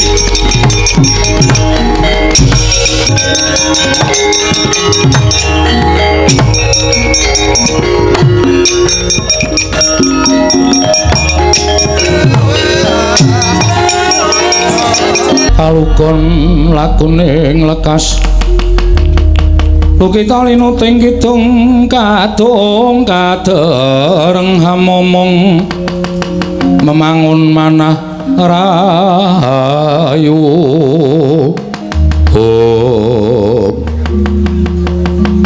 wis lakon tak arangket Ratu Ngastina sakno yanayaka lan prajurit kabeh leboke pakunjaran menawi sampun paduka dawuhaken sampun kula lampahi sinuwun ya Penemban Guntur Geni ana dawuhmu apa sinuwun Prabu Bandung Sewu. Ana siji ingkang marajul saka sela-selaning Garu ndak sawang ora pangling yen to Ratu Mandura Prabu Baladewa kuwatir rasane atiku yen to miki mengko Prabu Baladewa tumuli mlayu golek pinta srayan.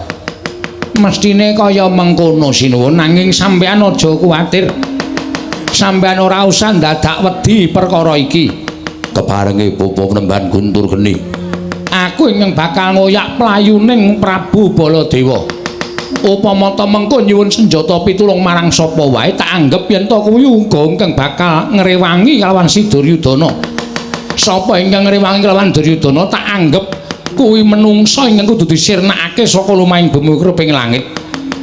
Yen pancen kaya ngono karepe Bapa Penemban Guntur Geni aku mingkari manut lenggah ingkang prayoga sinana aku tak nyuwun pamit tak nungka lakuning Prabu Baladewa. Yo Penemban Guntur Geni sing ati-ati.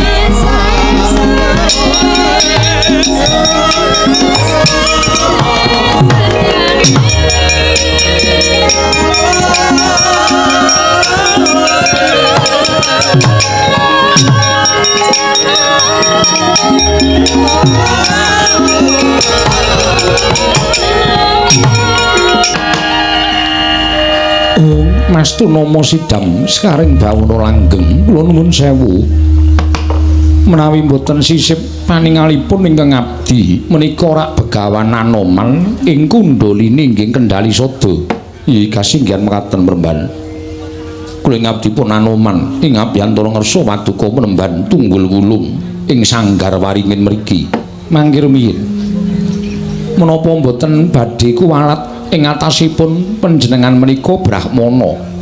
Monggo anggenipun Brahmana menika langkung dangu tinimbang ingkang abdi pun Tunggul Wulung. Teka paduka lenggah wonten ing ngandhap kula mapan wonten ing inggil Begawan Anoman nyuwun pangapunten. Dapukan kula wonten negaring Sanggar Waringin utawi ing pertapan Sanggar Waringin menika minangka dados cantrik paduka Penemban.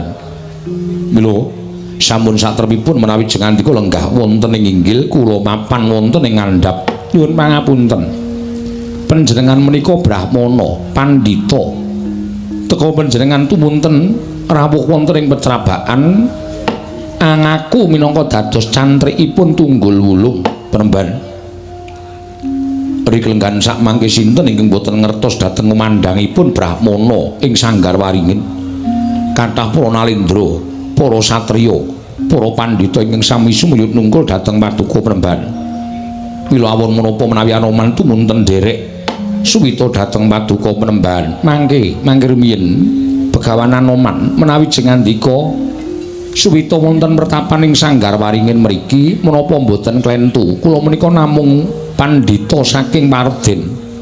Kula menika namung pandhita gunung ingkang boten nggadahi kekiyatan menapa-menapa. Kawruh kula inggih namung kawruh ingkang cethek-cethekan kemawon. Nyuwun pangapunten.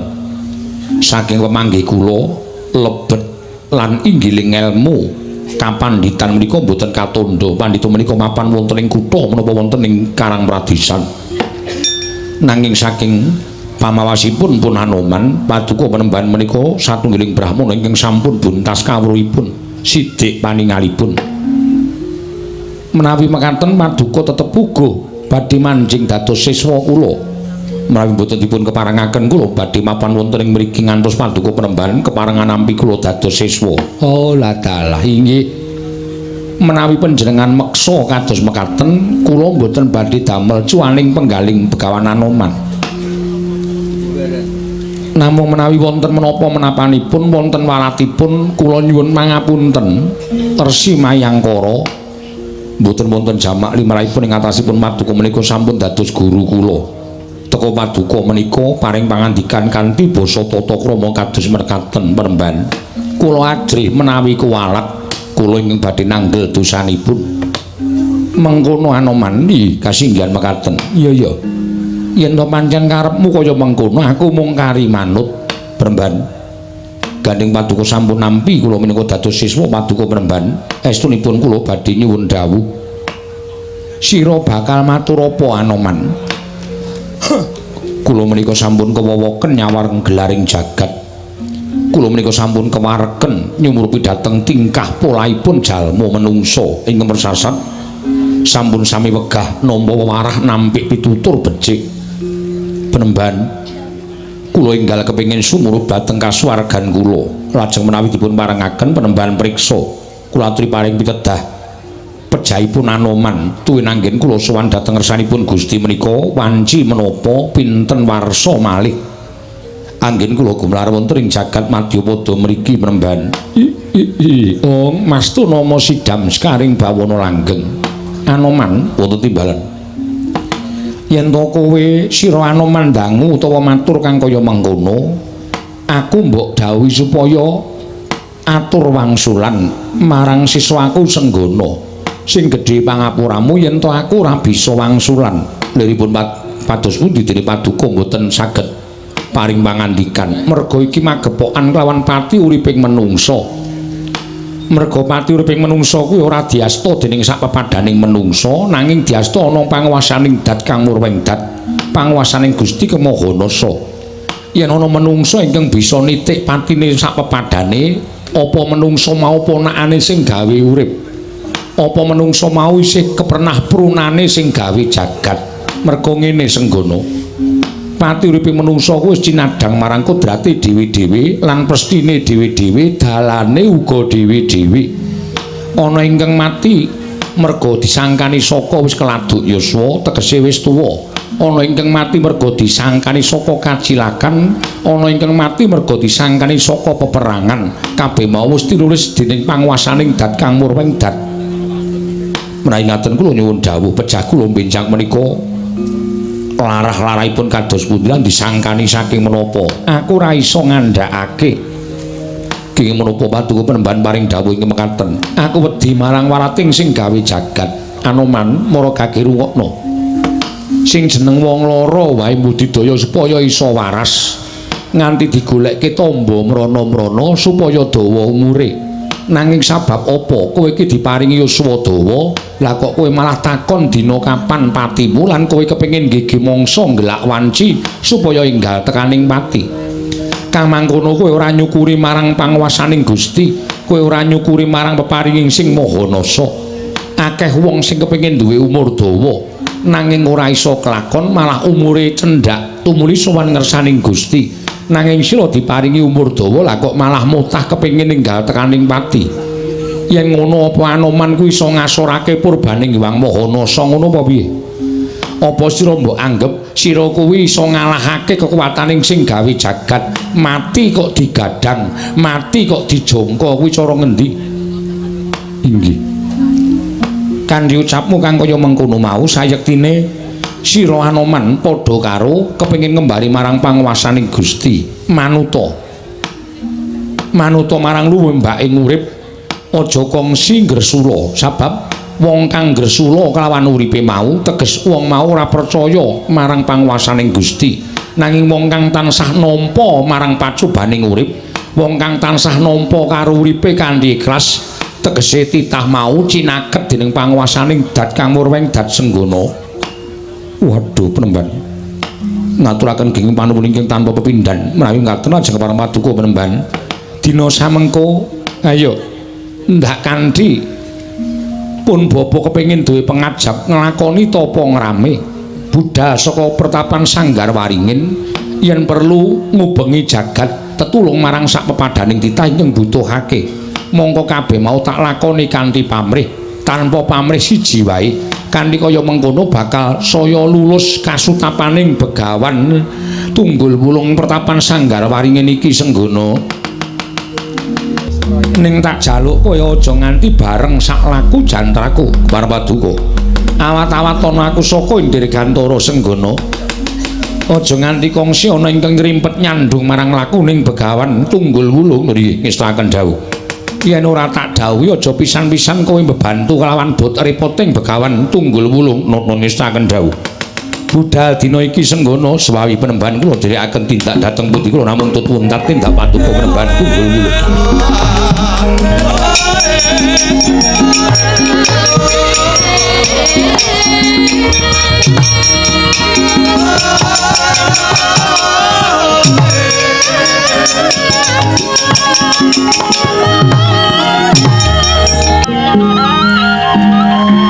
Koko Prabu menapa to sababipun dene samangke kula mboyongi rawuh paduka Kanjeng Koko Prabu inggih krana sakmangke murcanipun ngadang paduka inggih menika pun Nyayi Werkudara ingkang sawetawis wekdal nilar kasatriyaning Jodipati muga sakmangke paduka Kanjeng Koko Prabu kersa paring pepajar dhateng ingkang rayipun Puntadewa Koko Prabu jagat waisaning Bathara wayah para jagat Yayi sanget boten nginten bilih kadang kula ing manenggak pun Werkudara nilar dhateng negari Ngamarta mongko adat lupi ingkang sampun kelampahi ingkang pendak-pendak nilar kasatriyan menika Janaka sakmangke Janaka boten kisah saking negari Ngamarta malah gentosan Werkudara ingkang nilar praja kasinggihan mekaten Kanjeng Koko Prabu mula ingkang saking menika kula nyuwun dawuh paduka Kanjeng Koko Prabu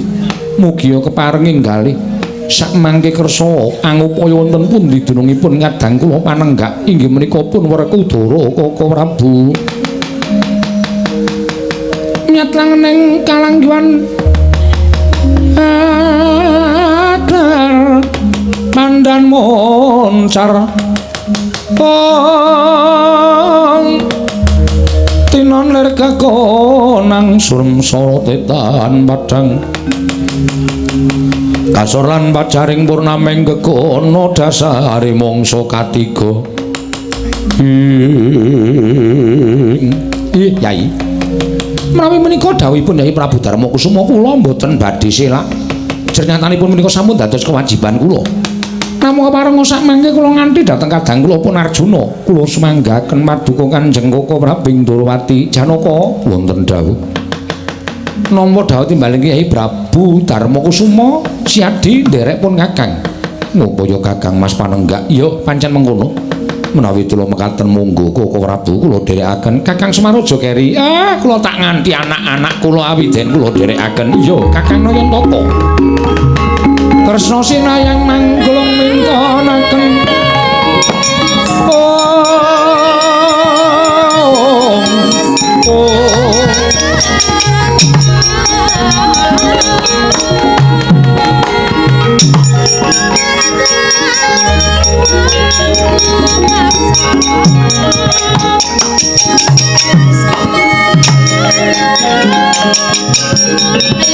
Thank you.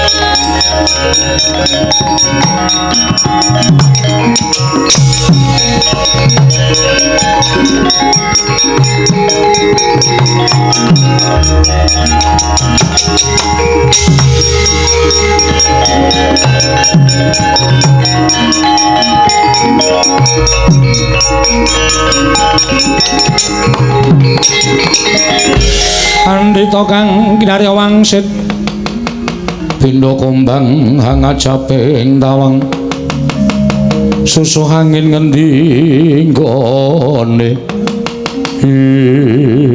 nuwun sewu menika wonten wujudipun Brahmana menawi dipun parengaken kula badhe nyuwun dawuh penemban panjenengan menika sinten dipun tepangaken sinuwun kula menika wingking saking pertapan Sanggar Waringin wonten ingkang sudi mestani dhateng kula pun Begawan Tunggul Wulung Begawan Tunggul Wulung kasinggihan mekaten panjenengan sinten sinuwun Nalindring Ndorowati Prabu Sri Bathara Kresna Nalindring Ndorowati Prabu Sri Bathara Kresna nalindring ingkang kondhang kawenang-wenang menika ingkang wingking kula pun Janaka penemban weladalah sami-sami kondhangipun sami-sami kalukengrat mila beja kemayangan dene kula pinanggih lan paduka sinuwun saha Raden Janaka lajeng wigatosipun menapa penemban estunipun malah pasang Yogyakarta ingin dene paduka penemban pinanggih kaliyan ingkang kula Panata Ndorowati kula manawa badhe nyuwun senjata pitulung tumbak kenceng panjenengan nggadahi karepotan menapa sinuwun kula nggadahi karepotan inggih menika tinilar kadang kula Yayi Werkudara panenggak Pandhawa mila menawi paduka penemban saged manggihaken wonten pundi lenggahipun Raden Werkudara inggih menika kadang kula taruna menapa ing maduka suwun tartemtu kula badhe nyaosaken penemban gunjang ganjing langit kelap-lapaton Rekin sanging risang mawe gandrung dereng ngantos paring pangandikan Sang Begawan Tunggul Wulung kasaru pelajari punata mandura ingkang blete-blete ngaten wah Yayi Kresna wah aku njaluk tulung Yayi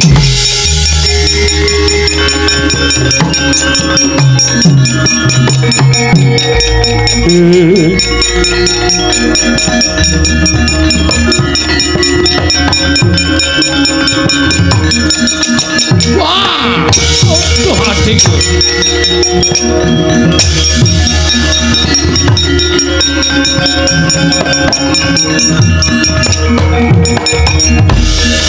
Bundang ganjing langit kelap-lapaton lir kincanging risang mawe gandrung Koko Prabu Mandura ya mlajar-mlajar paduka wonten menapa dene ngantos dumugi wonten ing papan mriki Kresna iki kula wonten paring adhawuh kowe tak kandhani ya Kresna lakon negara Ngastina ora kaya sagedhakan iki Ngastina bedah Yai Prabu Ngastina bedah kinukup dening mungsuh lho makrem piye Ngastina bedah menika tegesipun ngados pundi Ngastina dibedah dening Nalindra Bantarangin Prabu Bandung Nagasewu lan sakwadya balane Yai Prabu Duryudana wis keduka sarta wis mbudidaya supaya aja nganti Ngastina bedah nganti dadi peperangan nanging tremune Prabu Bandung Nagasewu kuwi pancen digdaya sekti mandraguna luwih-luwih nayakane Naga Pertala Naga Bantala lan pendhitane Guntur Geni wekasan kabeh nayaka Ngastina ketipikut dening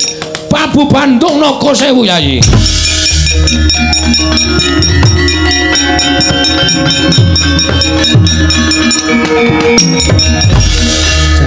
sisaning Bathara wayah Bathara jagat. Mekaten kok Prabu ya. Mula aku njaluk tulung karo Siadi, tulungono pun Kakang. Tulungono Yai. Tulungono supaya iki aja nganti kedrarung-drarung. Kahanan negara Ngastina iki luwarana Yai Prabu Duryudana lan sakadang-kadangane sing dikunjara karo Bandung Nagasewu. Arjuna, wonten dawuh kok Prabu.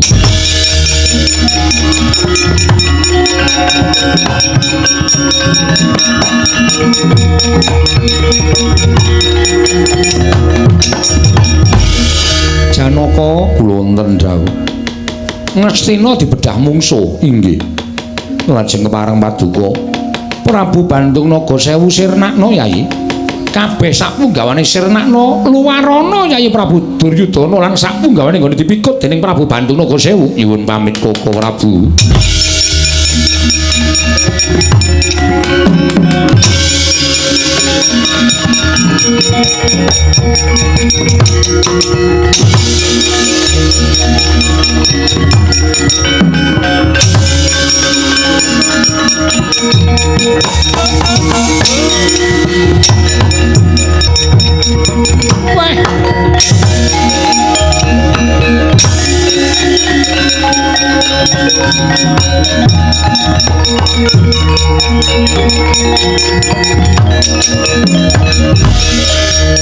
Iki sapa?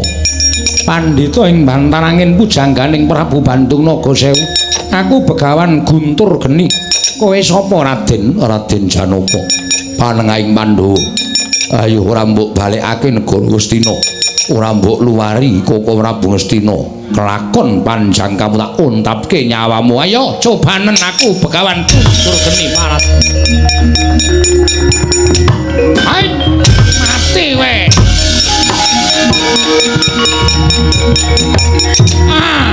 Ayo makon mati dening aku.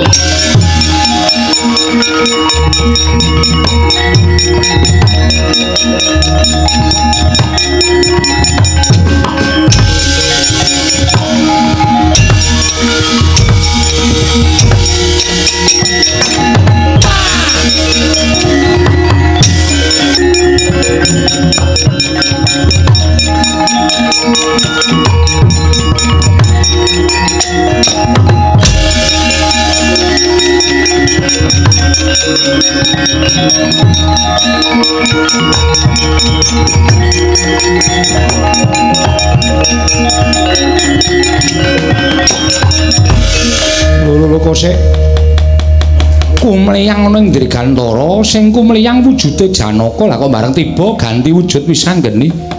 Iya wae. Iki piye kok aneh temen lakone. Pancen niatku didhawuhi Kanjeng Rama. Lho, didhawuhi kon apa? Ya kon dadi Janaka. Lho. Kon dadi Janaka. Iya wae. Lah bapakmu, aku dhewe ora ngerti. Weh lah dalah.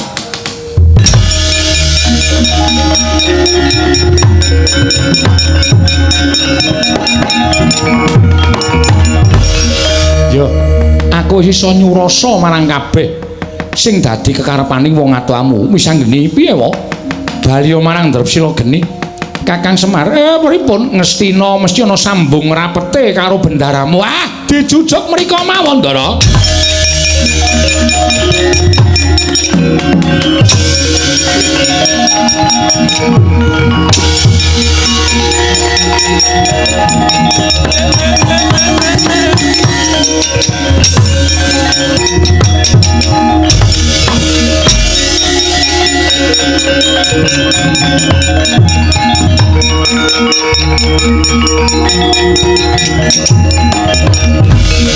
Anya Bala Pandhawa mbiyuk gumulung mangung siring sata Kurawa kambahungke. Bapa Begawan Guntur Geni sinuwun Bandung Nagasewu. Ya kok lenggahe ning kene ora kepenak rasaning atiku dene sapungguring Begawan Guntur Geni pangrasaku ya melang-melang ninggal jabang ning tepining Balumbang. Tumuli aku bakal nututi lawan tindahing Bapa Begawan Guntur Geni. Sinuwun. Ayo ndak kanthi golek papan sing prayoga wae merga yen nganti iki mbacut tan wuru ngomong bakal kewirangan. Lire piye? Sinuwun Mandura nyuwun Pintasraya ndak sawangska kadohan. Nata Ndarawati kalawan Semar Badranaya nyaketi negara Ngastina. Yen pancen Begawan Guntur Geni gila, minggir tak trajangi kaya ngapa Ratu Ndarawati.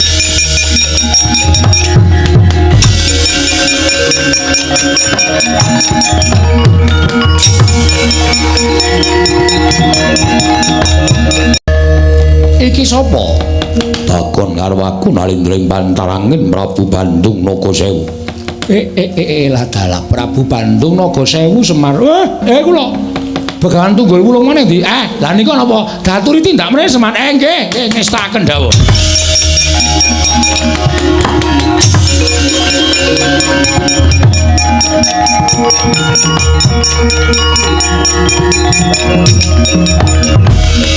Prabu Bandung Nagasewu. Piye? Aja ngleleng macakmu gembelo sirahmu. Kowe iso ngrangket wong Astina, iso ngalahke sapa wae. Ning sak digdaya-digdayaning menungsa kuwi mesti ana pengapesane. Sak ampuh-ampuhe menungsa kuwi mesti ana keringkiane. Nadyan kowe ampuh, nadyan kowe digdaya. Ning ngertiya, aku duwe jago. Jagomu sapa? Iki pendhita ing mburi iki tandang ana Bandung Nagasewu.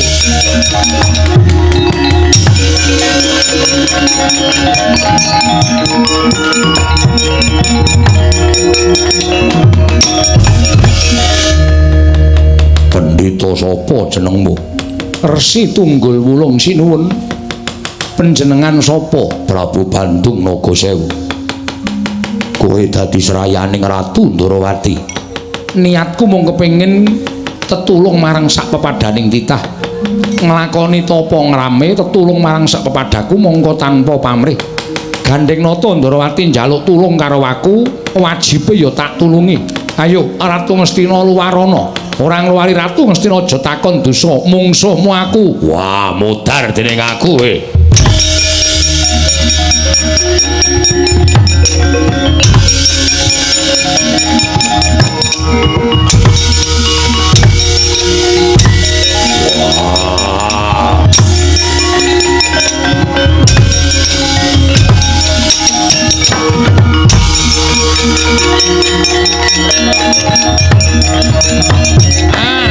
Ayo sampato kaya.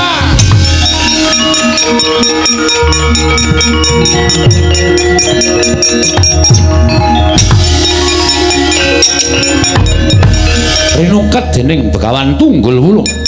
Nalika semanten uyah ayo Baskara titi mangsa Kaya wis telas tulise Prabu Bandung Nagasewu miwasang Begawan Tunggul Wulung. kekalihipun bali asal mula bukane. Prabu Bandung Nagasewu babar Raden Werkudara Resi Tunggul Wulung babar ingkang garwa denggih Sang Dewi Nagagini.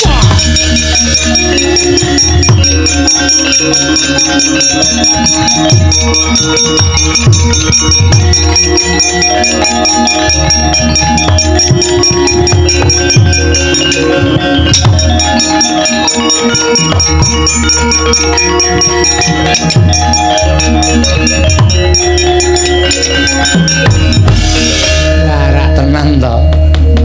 Kowe iki kok ya werna-werna iki apa to Werkudara? Kok dadak dadi ratu barang? Iki ora bojomu Nagagini iki ya dadak dadi pendhita barang iki ngopo? Sumados saged pinanggih kaliyan Kakang Mas Bratasena. Mengarda ketemu kok dadak do salin rupa. Mbah ya ketemu wong kowe iki karo Werkudara wis dadi bojone wis resmi, mongko ya wis anak-anak. Lah kok dadak kowe malih pendhita barang iki ngopo? Kaleman. Aneh-aneh. Bandung Nagasewu apa? Bandung Nagasewu niku raine buta kok bola-bali. Wah, konangan sampeyan. Semar kok tangkas. Nggih. Bola. Ya ngono ya.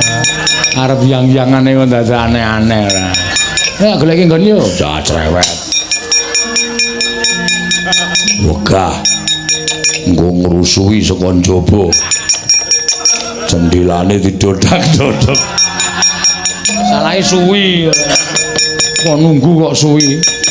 Werkudara iya. Lah kok dadi kaya ngono?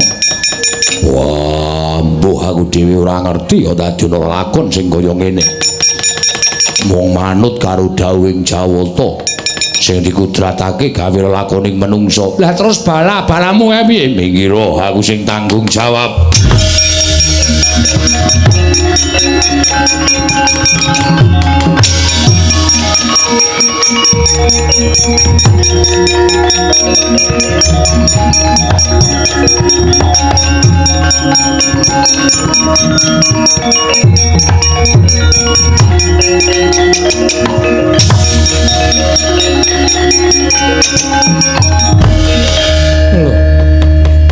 Prabu Bandung Nagasewu kok wis lukar busana. Wah, jlamprong. Ora usah kaya wong edan. Bali kaya wingi uni. Sinten iki? Wah, Janaka.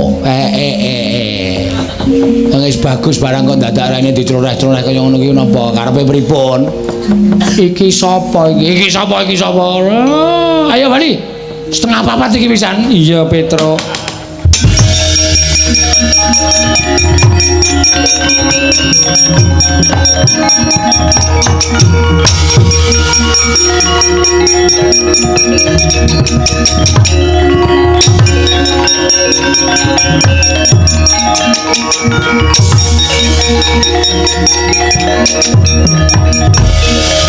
Kanjeng Rama, Antarja, Antasena. Wah, sing iso mbabarke lelakonku ibumu. Ibu sinten? Nagagini. Mbok menawi ibu kapang kalian Rama, wis cerewet. Yo ndang salin bocah Jawagus.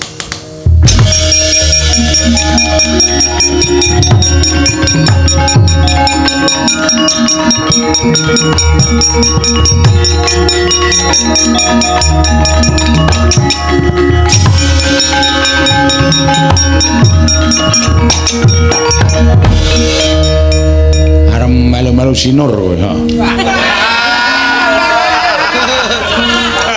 Ngopo terus? Ngopo nganggo kathok gojak-gojak barang ini Mas kok? Oh, aleman ora. Wis tuwa ya sesuk nandang sing aneh-aneh. Iki kathok ketat ora. Ora wangun. Sing aneh-aneh. Ngojo kok ngopo to? Lho ngandani karo Kang Putra kok ora. Anak Ndara Werkudara kok kathok ketat barang ora. Ndelok mereke. Ini meng Foxy. Foxy iki merek sepatu. Kok ngerti? Ya, Satrio kok tuku sepatu barang. Sapa itu? Wis kene wae rasa metu. Aku arep ndelok ya ora usah kowe nek ndelok iki ngarep nyuwe wektu malah dawa wektu ora rampung-rampung. Antarja wonten timbalan. Antasena piye, Pak? Ngaturke panuwun. Dene kowe wis mbantu karo bapakmu ya. Padha-padha Pak Baryo ning papanmu dhewe-dhewe le, Kak Bagus.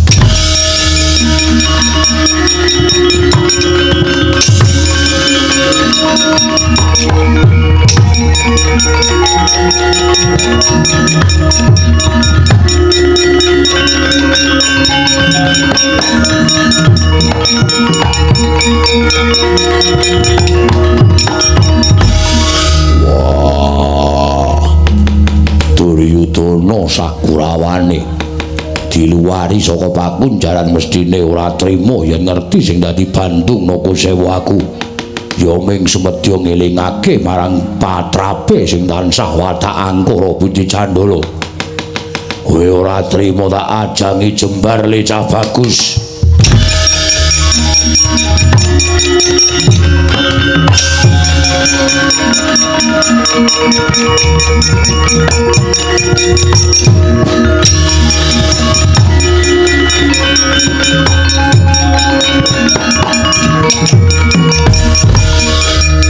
Jebul sing dadi Bandung Nagasewu dapurmu Werkudara. Dasar Pranyata. Niatmu apa? supaya leren nggono dewata angkara Budi Candala aja rumangsa sumege aja rumangsa wong kondang aja rumangsa ora ana sing ngalahke karo Duryudana nyatane aku karo anak-anakmu mbedah Ngastina ora gandalan wektu iblis lanat